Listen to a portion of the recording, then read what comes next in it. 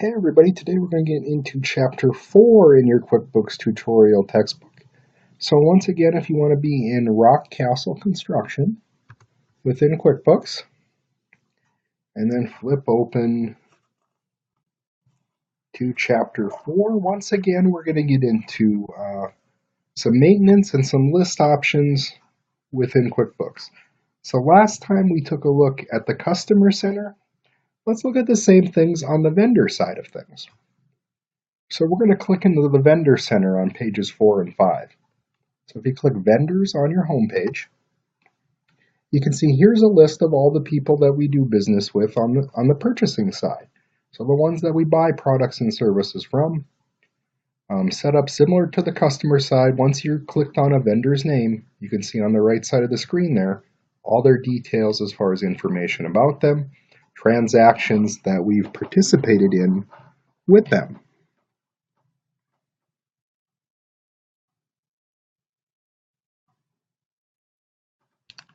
We can once again sort by looking at who we owe the most money to. So we can click the balance total column. I'm actually going to click it twice. And you can see all the vendors that we owe money to show up at the top. If we wanted to change the drop-down box and sort it or narrow it down, we can see we can do that to just the people that we owe money to rather than looking at everybody. So we've got that same option that we had in the Customer Center. Just like the Customer Center, we've got one tab for everybody's name, and we've got another tab for the different types of transactions we've participated in. So here you can see purchase orders, bills, bill payments, checks, etc.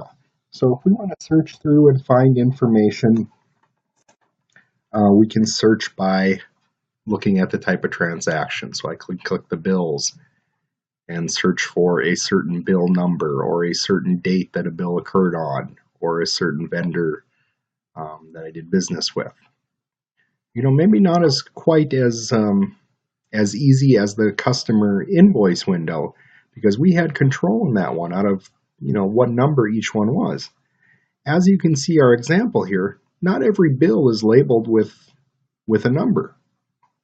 So it can make searching a little more difficult this way that you might want to use the vendor tab in order to do it.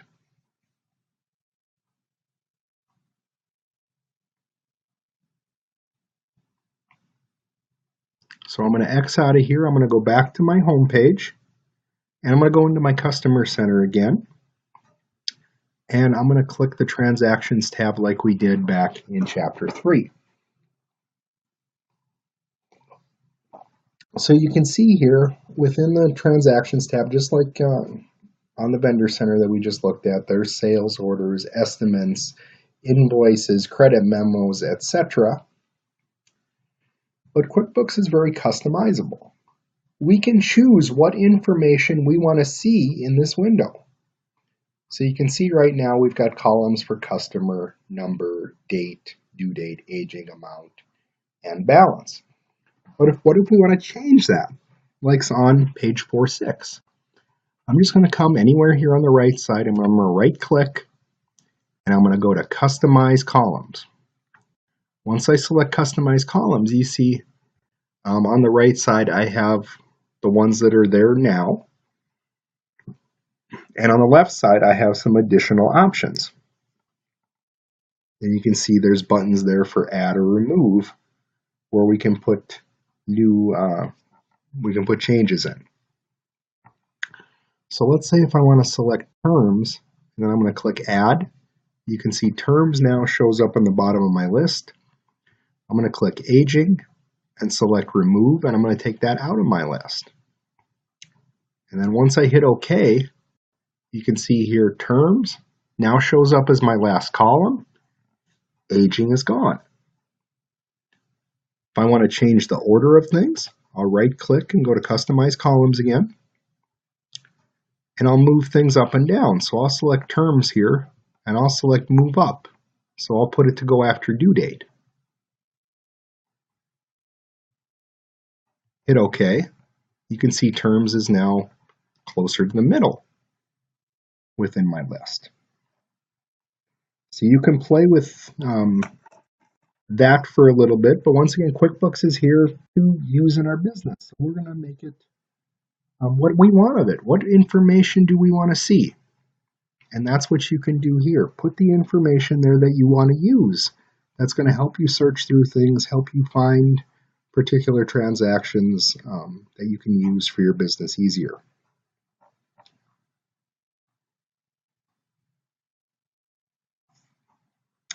We can also export items to Excel. I believe we talked about that in Chapter 2, but we could export these lists to Excel if we wanted to. And you can see that on 4.8. We want to change our customers columns so that only amount, customer, and date show up. So I'm going to right click, select Customize Columns again.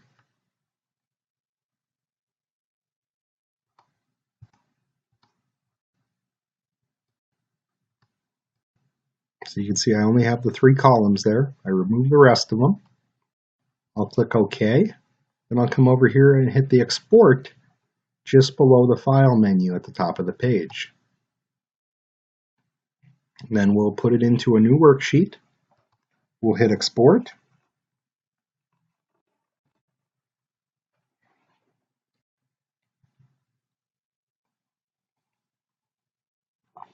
And then you can see my Excel lit up. And here is the list of all the invoices that I have from this year within QuickBooks. And then I can manipulate them and work with them in Excel however I'd like to. There's some stuff on the next page about doing that, but not necessarily important right now. So once we've done that, we can just hit the X, close out of Excel, and I'll just go back to my home page.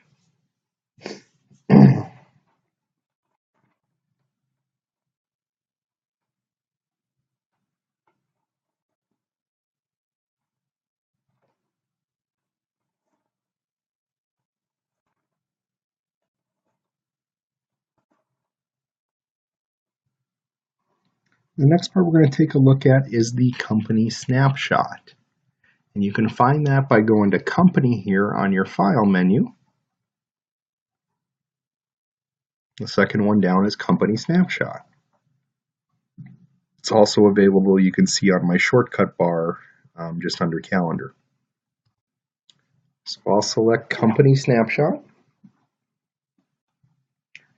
And you can see we've got a bunch of different things QuickBooks will tell us about our business. We can see who's our top customer this year. We can look at, in total, how our expenses are looking compared to previous years. We've got various accounts from our chart of accounts and how they're doing. We've got various tabs up here where we can look at payment-related items. So we can see charges there.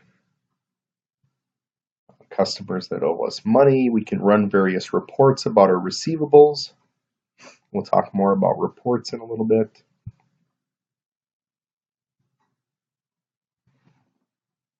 And we can look at some various sales items as well. For specific customers, we can change here in the drop-down box. So this is just an area where, once again, you can find information about your company. You can use some of these charts, maybe as you're putting together reports for management, to show them how you're doing. And here you can see a pie chart with a breakdown of our specific expenses.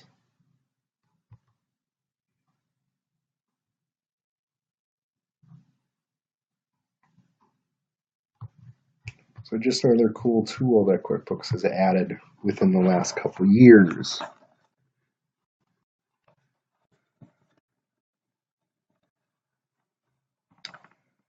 So pages 12 and 13 look at the scroll down feature. That's just sorting by columns to find specific things. We talked about that in the last chapter.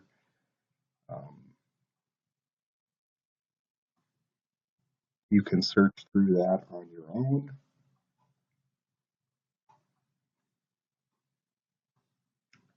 One report that we're talking about on page 14 that we haven't touched on before is the sales by customer report.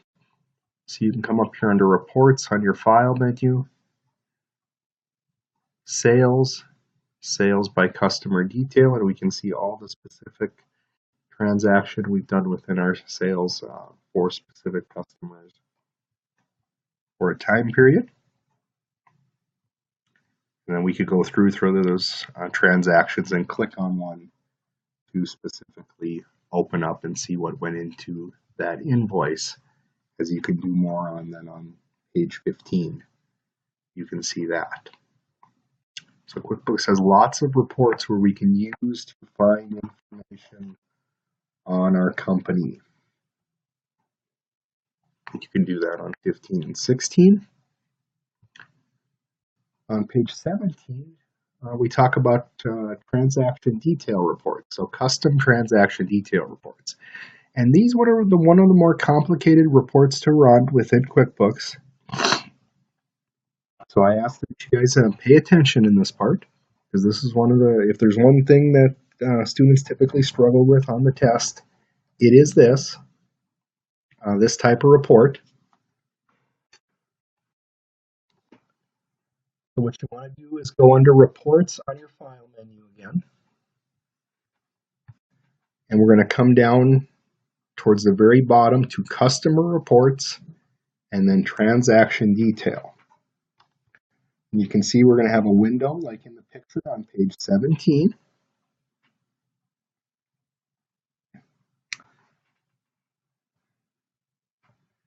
And first we're going to select the time period. So we're going to do this fiscal quarter in the drop-down box. Then we're going to select the filters tab. And now we're going to decide what information we want to search for.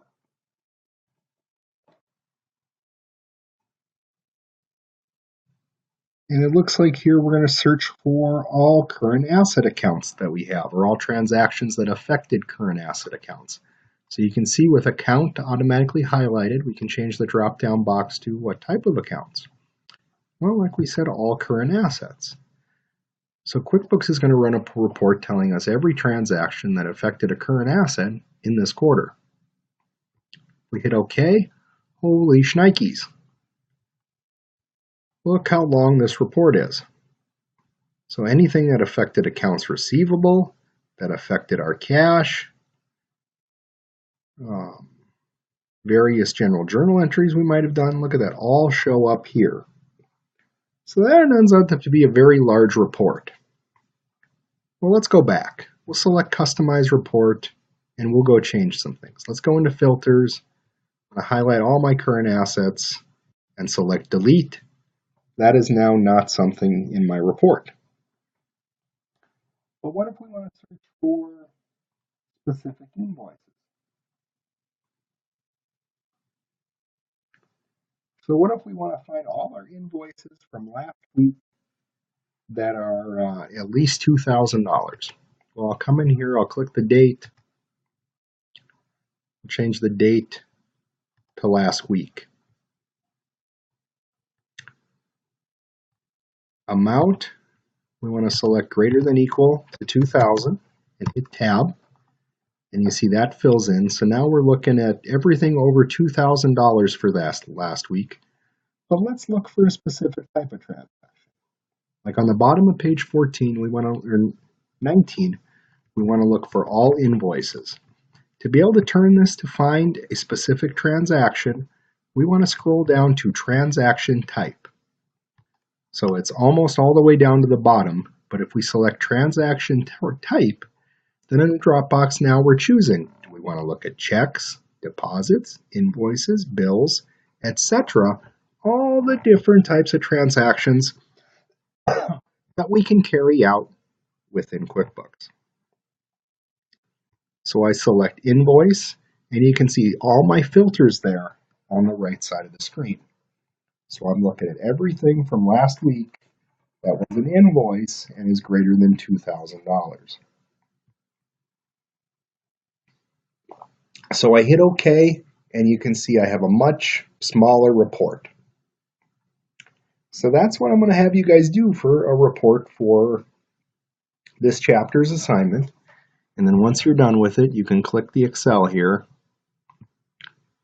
to export your report to Excel.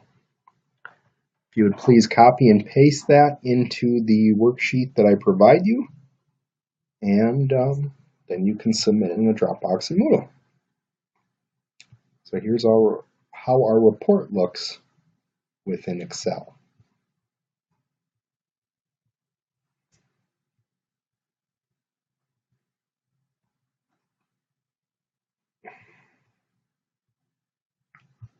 And as we saw, there's all types of reports within QuickBooks. We looked at the sales by customer earlier, so if you click on reports, you can go to your report center here on the top of your file menu, and you can see there's plenty of different reports and financial statements from pages 22 through 27. So where you can run various types of reports about your business, the key financial statements that you would have learned in accounting 1 and 2. The biggest one, like we've talked about before, your profit or loss. So if I want to run my profit and loss, I just double click on the report there, and boom, here's my profit and loss for the month of December. I want to change the time period. Once again, I just change the drop-down box to, let's say, this year. And here's then all the updated information for this year. Or I can use the calendars up here to look for one specific month, 6 months, 3 months, a week, whatever time period I want. But this will be the most important financial statement that you have.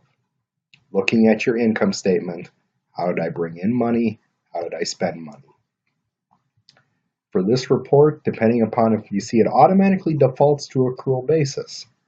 So if you're an accrual taxpayer, you want to look at it like this. You can choose Customize Report, change the basis to cash.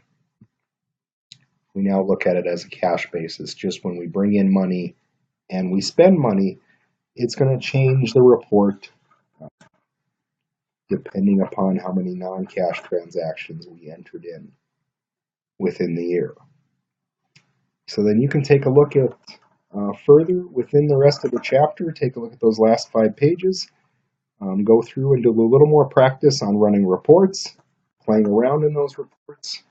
One thing I want to show you, if we're curious where this information came from, so this is a CPA in my practice, this is where I get the most out of, is seeing the report here and then trying to spot inaccuracies, trying to see, okay, that number doesn't make sense. Maybe we have a negative number as an expense. Well, that, for the most part shouldn't happen, except for, these guys keeping track of discounts. So we can double click on the number and we can see what transactions went into that number. So here for disability insurance, we can see all the transactions that went into disability insurance. If I want to see further, I'll double click on the individual item. It'll take me to where this was recorded so that we can go back and make changes to the original journal entry if we had to.